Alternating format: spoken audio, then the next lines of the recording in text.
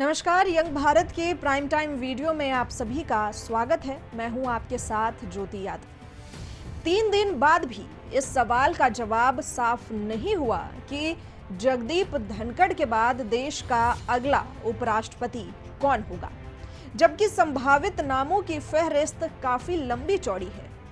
लेकिन जिस एक नाम की सबसे ज्यादा चर्चा सियासी गलियारों में आज भी दबी जुबान से चल रही है, वो नाम है बिहार के मौजूदा मुख्यमंत्री और जनता दल यूनाइटेड के सर्वे सर्वा नीतीश कुमार का। आप भी हैरान हो रहे होंगे कि बीजेपी भला नीतीश कुमार को उपराष्ट्रपति बनाने के बारे में कैसे सोच सकती है, जबकि बीजेपी में ही इतने सीनियर नेताओं की लंबी कतार है। तो आपको बताते हैं कि अटकलबाजी की अंदरूनी वजह क्या है। सबसे पहले इस चर्चा को थोड़ी हवा तब और मिली जब बीजेपी विधायक हरिभूषण बचौल ने मीडिया से कह दिया कि अगर नीतीश कुमार को उपराष्ट्रपति बना दिया जाए तो ये बिहार के लिए शुभ होगा। नीतीश जी को क्या उपराष्ट्रपति बनाने वाले हैं क्या? अब ये भी हमारे बस की बात नहीं है। अगर बन जाए तो बड़ी अच्छा होगा बिहार के लिए। बाकी की बात सौभाग्य की बात होगी। दिलचस्प बात तो ये है कि ऐसी कानाफूसी कोई नई नहीं। कुछ साल पहले दिवंगत सुशील मोदी ने भी ये दावा कर दिया था कि नीतीश खुद को उपराष्ट्रपति बनाना चाहते थे। सुशील मोदी ने तब कहा था कि नीतीश के करीबी लोग बीजेपी के सामने ये प्रस्ताव लेकर आए थे कि नीतीश को दिल्ली बुला लिया जाए और इस तरह पटना की शासन बीजेपी के पास आ जाए। तो सवाल है कि क्या वाकई नीतीश कुमार उपराष्ट्रपति पद के लिए एक संभावित उम्मीदवार हो सकते हैं? बीजेपी इस बारे में रायशुमारी कर रही है या ये सब कुछ महज हवा हवाई है? एक पल को बीजेपी अगर तैयार भी हो जाए तो क्या नीतीश इसके लिए मानेंगे? नीतीश को इस तरह किनारे लगाने की कोशिश कहीं बीजेपी के लिए खुदकुशी साबित तो नहीं होगी? इन सवालों के जवाब हम इस वीडियो में जानेंगे। पहले जानते हैं आखिर नीतीश पर बीजेपी दांव क्यों नहीं लगाना चाहती। वो कहावत आपने सुनी होगी, एक पंथ दो कागज, एक तीर दो शिकार। तो क्या नीतीश कुमार के बारे में बीजेपी इन दोनों ही कहावतों को आजमाने की कोशिश कर रही है?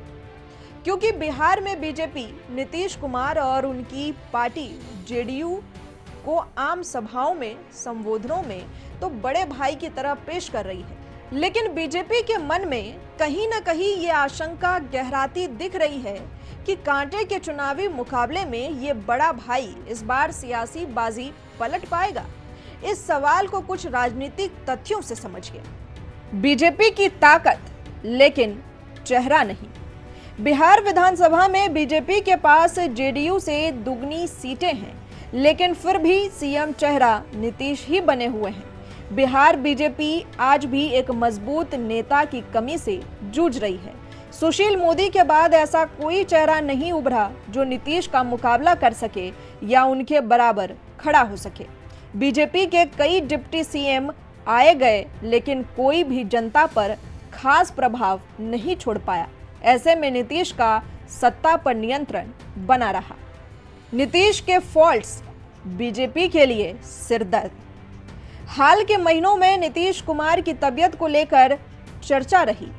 कभी मंच पर राष्ट्रगान के दौरान हंसते दिखे तो कभी पीएम मोदी का हाथ खींच लिया। कार्यक्रम रद्द होने, भूलने की घटनाएं और अजीबोगरीब व्यवहार ने विपक्ष को मुद्दा दे दिया।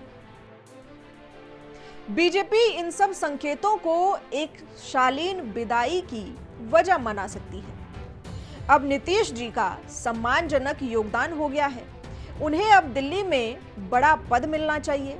ये पार्टी की छवि बचाते हुए नीतीश से अलग होने का एक तरीका हो सकता है। ये बीजेपी भी समझती है कि चिराग पासवान जैसे नेता, प्रशांत किशोर जैसे नए खिलाड़ी और ओबीसी युवाओं में बदलाव की चाह उफान मार रही है। अभी नहीं तो कभी नहीं। अगर ऐसी लहर दिखाई दे रही है तो बीजेपी नीतीश कुमार को बिहार में विकास का चेहरा और कैडर बनाने का रिस्क लेगी। इसलिए सियासी गलियारों में ये अटकलें तेज हैं कि बीजेपी नीतीश कुमार को उपराष्ट्रपति बनाकर दिल्ली बुलाने पर विचार गंभीरता से कर रही है, ताकि 3 दशक पुराने सियासी रिश्ते को इज्जत के साथ खत्म किया जा सके। लेकिन रिस्क तो इस विचार में भी है बीजेपी के लिए।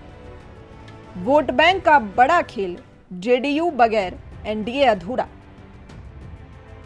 नीतीश कुमार की पार्टी जेडीयू के पास भले ही 20% से कम सीटें हों, लेकिन उनका वोट शेयर और सामाजिक समीकरण बेहद अहम है। ईबीसी अत्यंत पिछड़ा वर्ग जो बिहार की 36% आबादी है, उन पर नीतीश की मजबूत पकड़ है। साथ ही ओबीसी, खासकर कुर्मी समुदाय जिससे नीतीश आते हैं, उनका भी समर्थन उन्हें मिलता है। लोकसभा चुनाव में बीजेपी और जेडीयू दोनों ने 12-12 सीटें जीती थी, जबकि चिराग पासवान को 6 सीटें मिली थी। इस तरह बिहार की 40 सीटों में से एनडीए 30 सीटें जीतने में कामयाब हुई। सोचिए, अगर नीतीश बीजेपी के साथ नहीं होते तो उसकी सीटें बहुमत से कितनी दूर होती। ऐसे में बगैर नीतीश बीजेपी के डर की बड़ी वजह है आरजेडी। नीतीश कमजोर तो आरजेडी के हाथ बाजी। नीतीश को किनारे करने का मतलब है वोटों का बंटवारा। आरजेडी का यादव मुस्लिम वोट बैंक मजबूत है। अगर ईबीसी और ओबीसी वोट वेस बिखरता है तो आरजेडी को सत्ता में आने का बड़ा मौका मिल सकता है। आज भी नीतीश कुमार की सुशासन बाबू वाली छवि जनता के एक वर्ग में बनी हुई है। उन्होंने कानून व्यवस्था, सड़क, बिजली और शिक्षा में कई सुधार किए। भले ही पलटीबाजी के लिए उनकी आलोचनाएं होती हों, लालू यादव के जंगल राज से तुलना में नीतीश अभी भी कम बुरे माने जाते हैं। बीजेपी को दूसरा डर है नीतीश कुमार की एक और बड़ी ताकत है, वो है यूटर्न की ताकत। नीतीश कुमार की सबसे बड़ी ताकत है यूटर्न लेने का रिकॉर्ड। बीजेपी जानती है कि अगर उन्होंने नीतीश को किनारे किया तो वो अगले ही पल आरजेडी या इंडिया ब्लॉक में जाकर एनडीए के सारे समीकरण बिगाड़ सकती है। नीतीश कुमार यूटर्न के उस्ताद। बिहार की सियासत में अगर किसी एक नेता ने पलटीबाजी को एक अलग ही दर्जा दिया तो वो हैं मुख्यमंत्री नीतीश कुमार। कुर्सी बचाने और सत्ता में बने रहने के लिए उन्होंने जितनी बार पलटी मारी है, शायद ही किसी और नेता ने ऐसा किया हो। और ये कोई मजाक नहीं, बल्कि राजनीतिक यात्रा का पूरा सच है। पहला यूटर्न 1994, पार्टी से बगावत। साल 1985 में जनता दल से विधायक बनने के बाद 1994 में नीतीश ने पहली बार पाला बदला। उन्होंने पार्टी से बगावत करके जॉर्ज फर्नांडिस के साथ मिलकर समता पार्टी बना ली। यहीं से शुरू हुआ यूटर्न कुमार का सफर। दूसरा यूटर्न साल 2000। साल 2000 में बीजेपी के समर्थन से पहली बार मुख्यमंत्री बने, लेकिन बहुमत नहीं जुटा पाए और कुछ ही दिनों में इस्तीफा दे दिया। सत्ता से जाना पड़ा, लेकिन आगे के लिए खेल की बुनियाद यहीं रखी गई। तीसरा यूटर्न 2003, समता पार्टी को मिलाया फिर से जनता दल में।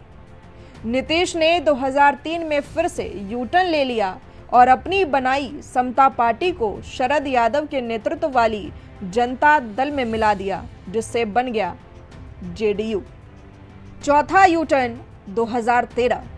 2005 और 2010 में बीजेपी के साथ मिलकर चुनाव जीते, लेकिन 2013 में जैसे ही बीजेपी ने नरेंद्र मोदी को पीएम कैंडिडेट घोषित किया, नीतीश ने धार्मिक छवि की बात करते हुए बीजेपी से रिश्ता तोड़ दिया। यह था चौथा बड़ा यूटर्न और सबसे चर्चित भी। पांचवा यूटर्न 2015। 2014 लोकसभा चुनाव में करारी हार के बाद नीतीश ने राजद और कांग्रेस से हाथ मिला लिया। तीनों ने मिलकर 2015 में बीजेपी को हराया और नीतीश फिर मुख्यमंत्री बने, लेकिन कहानी यहीं नहीं रुकी। छठा यूटर्न 2017। सिर्फ 2 साल में ही नीतीश को राजद और कांग्रेस से गठबंधन रास नहीं आई और उन्होंने एक और पलटी मारी, महागठबंधन छोड़ा और फिर से बीजेपी से हाथ मिला लिया। सातवां यूटर्न 2020 में जेडीयू को बीजेपी से आधी सीटें मिली। जेडीयू 43, बीजेपी 74, लेकिन नीतीश तब भी सीएम बने रहे। 2022 में उन्होंने फिर एनडीए छोड़ा और वापसी की महागठबंधन में।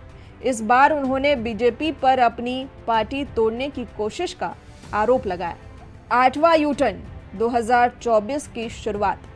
जनवरी 2024 में नीतीश ने एक बार फिर पलटी मारी, महागठबंधन छोड़कर बीजेपी से हाथ मिला लिया और सिर्फ 43 विधायकों के दम पर फिर से मुख्यमंत्री बन गए। ये उनका 8वां यूटर्न था और हर बार की तरह बेहद चौंकाने वाला।